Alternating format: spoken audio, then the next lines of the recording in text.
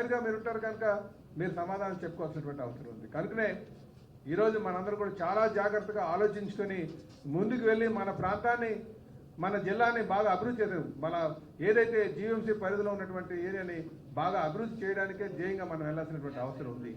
ఈరోజు కూడా మీరు అడగొచ్చు మీరు ఎందుకు తీసుకుంటున్నారని. నాకు ఎందుకంటే విశాఖపట్నాన్ని ఒక ప్రపంచంలోనే ఒక ఖ్యాతి కలిగినటువంటి సిటీగా డెవలప్ చేయాలంటే కార్పొరేటర్స్ యొక్క పాత్ర చాలా కీలకం.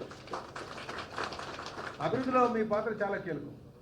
నేను రాష్ట్రం నుంచి రాష్ట్ర బడ్జెట్ నుండి డబ్బులు కేటాయించినప్పటికీ కూడా క్షేత్రస్థాయిలో పని జరగాలంటే మీ యొక్క సహాయ సహకారాలు కావాలి. రేపు విశాఖపట్నాన్ని మనం స్మార్ట్ సిటీగా తయారు చేయాలి. మొత్తం ఇది మంచి పేరు సంపాదించే విధంగా మనం చేయాలి. టూరిజం డెవలప్ చేయాలి.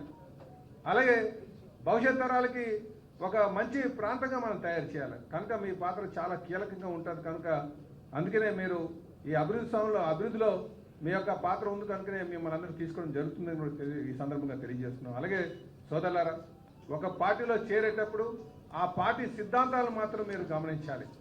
మన సిద్ధాంతం ప్రకారంగా ప్రజలే దేవుళ్ళు, సమాజమే దేవాలయం. మన దగ్గరికి వచ్చినటువంటి ప్రతి వ్యక్తిని కూడా ఎవరైతే మనం ఆపన్నాస్తంతో మనం ఆదుకోవాలి. వాళ్ళు ఎవరైతే కష్టమని వచ్చారో వాళ్ళని మన హక్కును తీర్చుకోవాలి.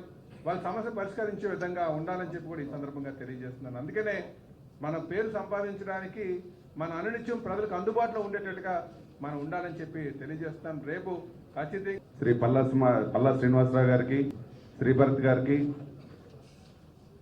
అదేవిధంగా పెద్దలు రాష్ట్ర మాజీ మంత్రి వెలగపూడి రామకృష్ణబాబు గారికి, అదేవిధంగా సౌత్